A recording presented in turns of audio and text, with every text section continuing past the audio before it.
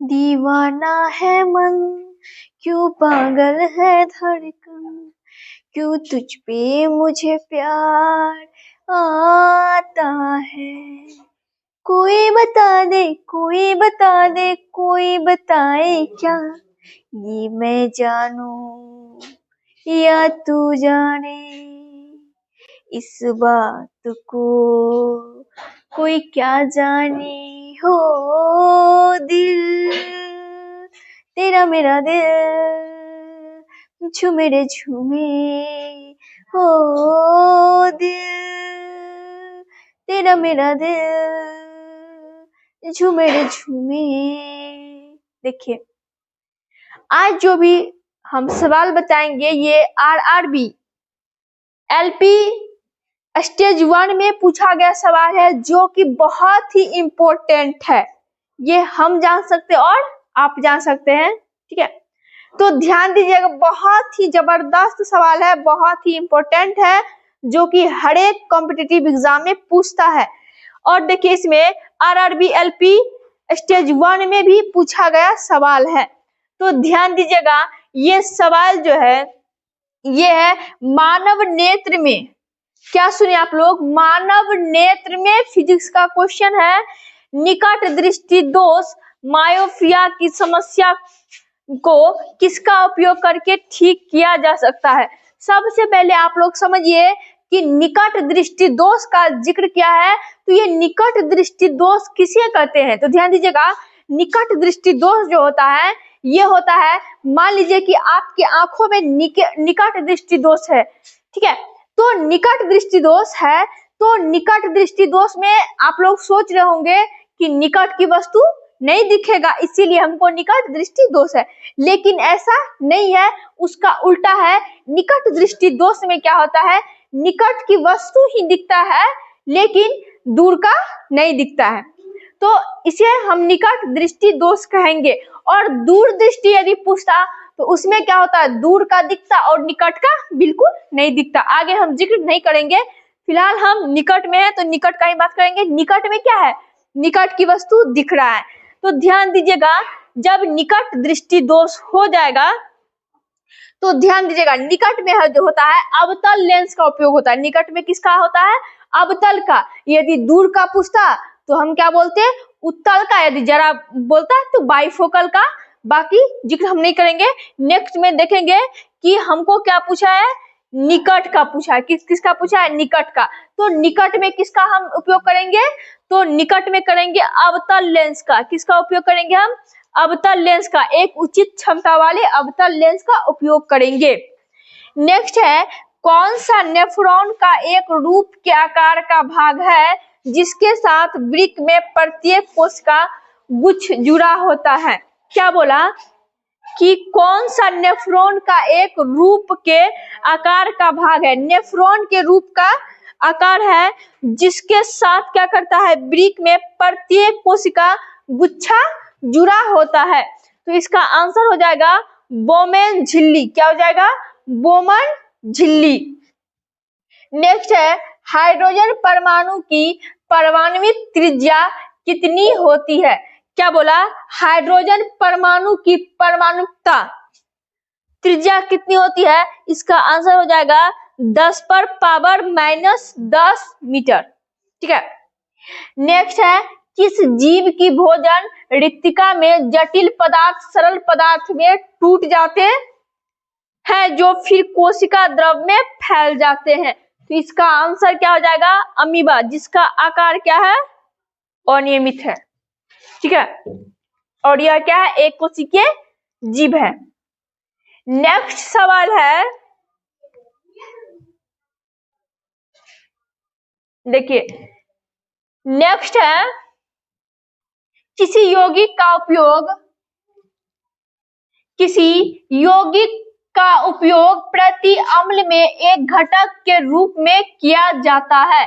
क्या सुने, किसी यौगिक का, तत्व नहीं, यौगिक, किसी यौगिक का उपयोग प्रति अम्ल में एक घटक के रूप में किया जाता है। तो यह है सोडियम हाइड्रोजन कार्बोनेट। कौन सा, सोडियम हाइड्रोजन कार्बोनेट। नेक्स्ट है जो अम्ल को जल में मिलाया जाता है तब क्या होता है? क्या बोला? जब अम्ल को, एसिड को हम वाटर में, जल में मिला देंगे तो क्या होगा? इससे प्रति इकाई आयतन में हाइड्रोनियम आयनों की सांद्रता में क्या हो जाएगा? वृद्धि हो जाएगी। नेक्स्ट है जब चूना पत्थर को गर्म करने पर वह बुझे चूने में परिवर्तित हो जाता है तो किस प्रकार की अभिक्रिया होती है? क्या बोला? जब चूना पत्थर को हम क्या करेंगे? गर्म पानी में गर्म करने पर, चूना पत्थर को जब हम गर्म करेंगे तो बुझा हुआ चूना में परिवर्तित हो जाता है। किस प्रकार की अभिक्रिया होती है? ये अभिक्रिया होता है अपघटन। क्या होता है? अपघटन।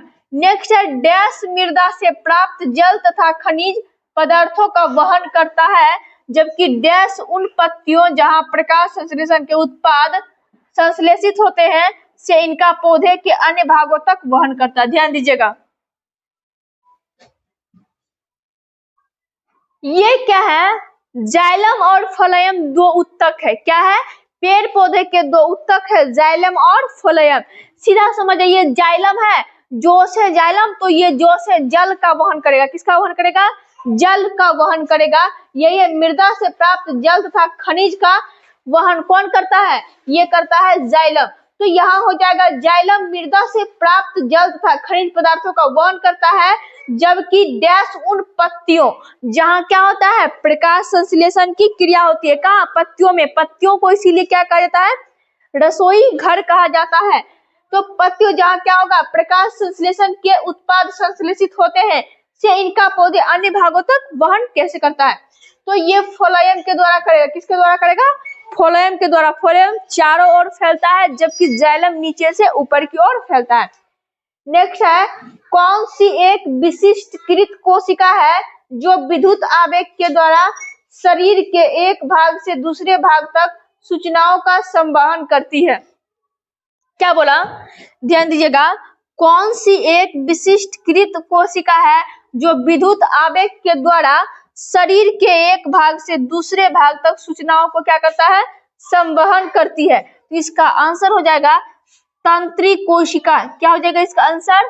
तंत्री कोशिका। नेक्स्ट है विद्युत धारावाही वृत्ताकार पास के लिए। क्या बोला? विद्युत धारावाही वृत्ताकार पास के लिए क्षेत्र सामर्थ्य डैश होता है। तो इसका आंसर हो जाएगा केंद्र पर अधिकतम। क्या हो जाएगा? केंद्र पर अधिकतम। नेक्स्ट है किस जीव में कोशिका विभाजन या विखंडन से नए जीवों का निर्माण होता है? क्या बोला? किस जीव में कोशिका विभाजन या विखंडन से नए जीवों का निर्माण होता है? इसका आंसर हो जाएगा एक कोशिकीय जीव। इसका आंसर क्या हो जाएगा? एक कोशिकीय जीव।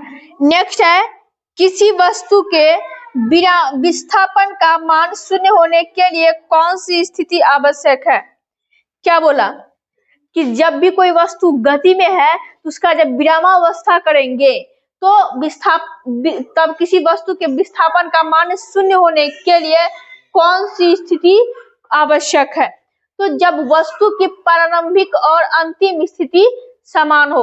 मान लीजिए जितना तेज में हम दौड़े और उतना ही तेज में रुक गए तो इसका मान क्या हो जाएगा? शून्य हो जाएगा। नेक्स्ट है मानव में नाइट्रोजन युक्त अपशिष्ट पदार्थ उत्पन्न करने वाली पचायच गतिविधियों को किसके द्वारा हटा दिया जाता है? ध्यान दीजिएगा, हम क्या बताएं? उत्सर्जन प्रक्रिया जो होता है तो मानव में क्या करता है? यह मूत्र का वहन करता है और पसीना का वहन करता है। सबसे पहले समझ जाइए ये उत्सर्जन तंत्र करता है। कौन करता है?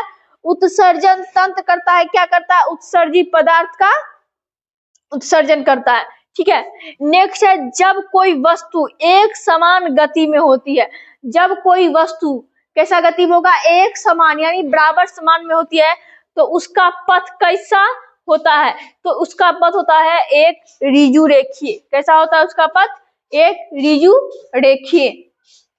नेक्स्ट है जब एक लोहे की कील को जब एक लोहे की कील को कॉपर सल्फेट के विलयन में डुबोया जाता है तो कौन सा पदार्थ विस्थापित हो जाता है? बताइए कौन सा होगा? ये हो जाएगा कॉपर। यदि मजा आ रहा है तो वीडियो को प्लीज क्या करना है, लाइक करना है और दोस्तों के साथ क्या करना है, शेयर करना है। ठीक है।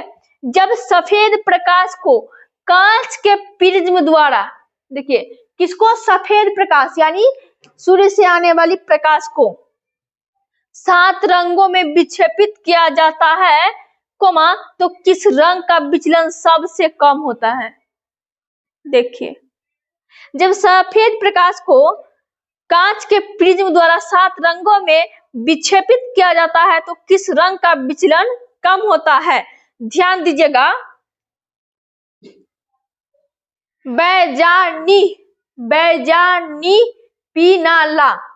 तो देखिए बैगनी रंग का, क्या सुने, बैगनी रंग का और लाल रंग का, इसका आंसर जो है ये पीला नहीं होना चाहिए। जब सफेद प्रकाश को कांच के प्रिज्म द्वारा 7 रंगों में विक्षेपित किया जाता है तो किस रंग का विचलन सबसे कम होता है? ध्यान दीजिएगा, विचलन जो बोला, ये विचलन होता है, तरंग दैर्ध्य जो होता है लाल का सबसे ज्यादा होता है, तरंग दैर्ध्य लाल का सबसे ज्यादा होता है और बैगनी का तरंग दैर्ध्य सबसे कम होता है। और विचलन ठीक इसका उल्टा होता है, विचलन लाल रंग का क्या होगा, सबसे कम होगा और बैगनी का विचलन सबसे अधिक होगा। तो कह रहा है कि विचलन सबसे कम, तो विचलन जो है लाल का ही क्या होगा, सबसे कम होगा विचलन। क्यों? क्योंकि इसका तरंग दैर्ध्य सबसे ज्यादा है, इसीलिए विचलन किसका कम होगा, विचलन होगा लाल रंग का। विचलन किसका होगा, लाल का विचलन कम होगा, क्यों? इसका तरंग दैर्ध्य अधिक है। नेक्स्ट है, एक वस्तु को अवतल दर्पण के फोकस और ध्रुव के बीच रखा जाता है तो निर्मित प्रतिबिंब कैसा बनेगा? तो ऐसा प्रतिबिंब आभासी, सीधा और वस्तु से बड़ा प्रतिबिंब बनेगा। नेक्स्ट है, पौधे में शीर्ष अस्थ विभज्योतक उत्तक की स्थिति क्या होती है? तो इसका आंसर हो जाएगा तनों और जड़ों की वृद्धि वाले भाग में। कहा? तना और जड़ों के वृद्धि वाले भाग में। नेक्स्ट है, पुष्प के मादा जनन अंग में, देखिए पुष्प का जो मादा जनन अंग है, उभरा फूला भाग डैश होता है, मध्य में लंबा भाग डैश होता है और शीर्ष भाग जो प्रायः चिपचिपा होता है वह वर्तिकाग्र होता है। देखिए पुष्प का जो मादा जनन अंग है उसमें कह रहा है कि प्रथम, मध्य और बीच, लास्ट में क्या होता है? तो देखिए फूला हुआ जो भाग होता है वो होता है अंडाशय और मध्य भाग यानी लंबा होता है वो होता है वर्तिका। क्या होता है? वर्तिका। और जो चिपचिपा होता है, वो चिपचिपा होता है वह वर्तिकाग्र होता है। ठीक है। तो कह रहा है कि शीर्ष भाग जो प्राय चिपचिपा होता है वह कैसा होता है? लंबा क्या हो जाता है? वर्तिका होता है। लंबा क्या होता है? वर्तिका होता है। और अंडाशय कैसा होता है? उभरा और फूला हुआ होता है। नेक्स्ट है, जीवों की मूल निर्माण इकाई क्या है? देखिए हम लोग जो बने हैं तो इसका मूल इकाई क्या है? इसका मूल इकाई है कोशिका। इसका मूल इकाई क्या है? कोशिका। जीवों का शरीर जो है कोशिकाओं से बना हुआ है। नेक्स्ट है, नेक्स्ट देखिए है, नेक्स्ट है आपका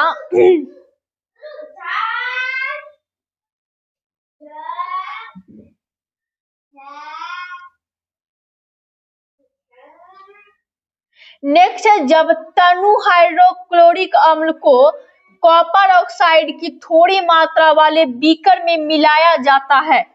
क्या बोला? जब तनु हाइड्रोक्लोरिक अम्ल को कॉपर ऑक्साइड की थोड़ी मात्रा वाले बीकर में मिलाया जाता है तो कौन सा यौगिक बनता है? बताइए कौन सा यौगिक बनेगा? इसका आंसर हो जाएगा कॉपर 2 क्लोराइड। क्या बनेगा? Copper 2 chloride. नेक्स्ट है, कार्बन द्वारा निर्मित सबसे सरल यौगिक। क्या बोला? कार्बन द्वारा निर्मित सबसे सरल यौगिक जिसकी उपयोग व्यापक रूप से ईंधन के रूप में किया जाता है। क्या बोला, कार्बन द्वारा निर्मित सबसे सरल यौगिक जिसकी उपयोग व्यापक रूप से ईंधन के रूप में किया जाता है, तो इसका मेथेन का, किसका ईंधन के रूप में उपयोग किया जाता है, मेथेन का। नेक्स्ट है, जब किसी वस्तु पर गुरुत्वाकर्षण बल लगता है, जब किसी वस्तु पर क्या लगेगा, गुरुत्वाकर्षण बल, मतलब गुरुत्वाकर्षण बल क्या होता है, पृथ्वी अपनी ओर जो खींचती है, तो गुरुत्वाकर्षण बल लगता है तो वस्तु क्या अनुभव करती है, वस्तु क्या अनुभव करेगा, त्वरण, वस्तु क्या अनुभव करता है, त्वरण। नेक्स्ट है, द्रव के कण किसके कारण निरंतर गतिशील रहते हैं, तो गतिज ऊर्जा के कारण, किसके कारण, गतिज ऊर्जा के कारण। यदि आप लोगों को अच्छा लग रहा है तो प्लीज लाइक करते जाइए मचकर, ठीक है। नेक्स्ट है, यदि गोलीय दर्पण द्वारा उत्पन्न आवर्धन, क्या बोला, गोलीय दर्पण द्वारा उत्पन्न आवर्धन प्लस 0.75 है तो प्रतिबिंब कैसा होगा, इसका आंसर हो जाएगा आभासी, सीधा और छोटा। क्या हो जाएगा, आभासी, सीधा और छोटा।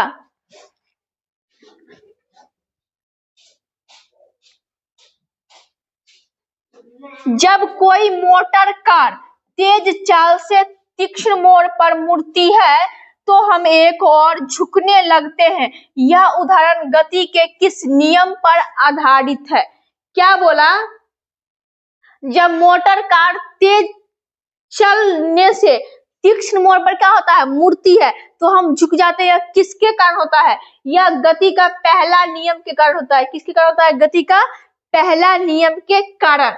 नेक्स्ट है, कौन सी क्रिया समय के साथ प्रजातियों के अस्तित्व के लिए उत्तरदायी होती है, कौन सी क्रिया समय के साथ प्रजातियों का, समय के साथ क्या होता है, विविधता बढ़ते जा रहा है, ठीक है, विविधता होती है, ठीक है। एक सीधे विद्युत धारावाही चालक के चारों ओर चुंबकीय क्षेत्र रेखाएं किस प्रकार दिखाई देती है, एक विद्युत धारावाही चालक जो है, तार है, उसके चारों ओर चुंबकीय क्षेत्र कैसा दिखाई देता है, इसका आंसर हो जाएगा संकेंद्री वृत्त के समान, कैसा, संकेंद्री वृत्त के समान।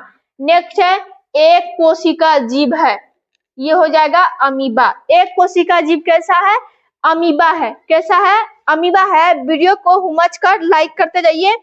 नेक्स्ट है, कार्बन यौगिक के, क्या सुने, कार्बन यौगिक के रासायनिक गुण क्या निर्धारित करते हैं, बताइए क्या निर्धारित करते हैं, प्रकार्यात्मक समूह, कौन सी करते हैं, प्रकार्यात्मक समूह, ठीक है। नेक्स्ट है, सभी द्रव और गैसें हैं, सभी द्रव और गैस क्या है, बताइए, द्रव और गैस क्या है, ये है तरल, क्या है, तरल। नेक्स्ट है, उस वैज्ञानिक का नाम बताइए जिसने सबसे पहले 1665 में कोशिका का खोज किया था। देखिए हमारा शरीर जो है कोशिकाओं से बना है और इस कोशिका का खोज किसने किया था, तो किसने किया था, रॉबर्ट हुक, किसने किया था, रॉबर्ट हुक। किसने किया आकर ये एहसान, ये है रॉबर्ट हुक। कौन सा एहसान, कोशिका की खोज किए थे। हमारे शरीर में गति के लिए कौन सा ऊतक उत्तरदायी है, कौन सा ऊतक उत्तरदायी है, ये है पेशीय ऊतक, ये क्या है, उत्तरदायी है, ठीक है। नेक्स्ट है, जब एक एकल अभिकर्मक छोटे छोटे उत्पादों में टूट जाते हैं, क्या बोला, जब एक एकल अभिकर्मक छोटे छोटे उत्पादों में क्या होता है, टूट जाता है, तो किस प्रकार की अभिक्रिया होती है, ये होता है अपघटन, क्या होता है, अपघटन। नेक्स्ट है, जब बल और विस्थापन एक ही दिशा में हो तो क्या कार्य होगा, बल और विस्थापन एक दिशा में होगा तो क्या कार्य होगा, ये होगा धनात्मक, क्या होगा, धनात्मक।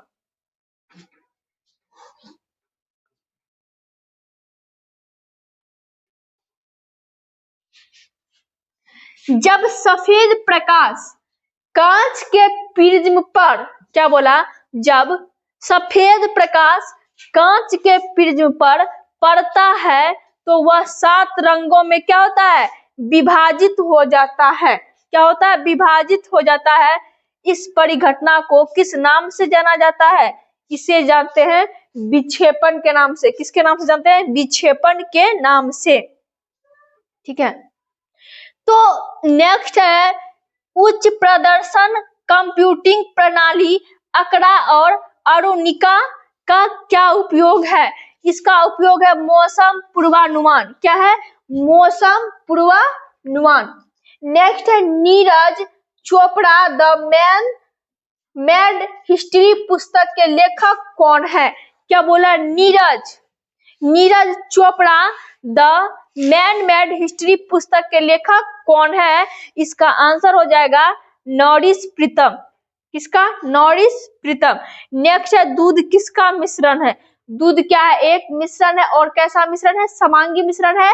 और इसमें क्या क्या होता है? देखिए, दूध में होता है जल, वसा और अनेक प्रकार का प्रोटीन होता है इत्यादि। यदि वीडियो अच्छा लगे तो वीडियो को क्या करना है? लाइक करना है, शेयर करना है। यदि आप चैनल पे नए हैं तो चैनल को सब्सक्राइब करें। धन्यवाद।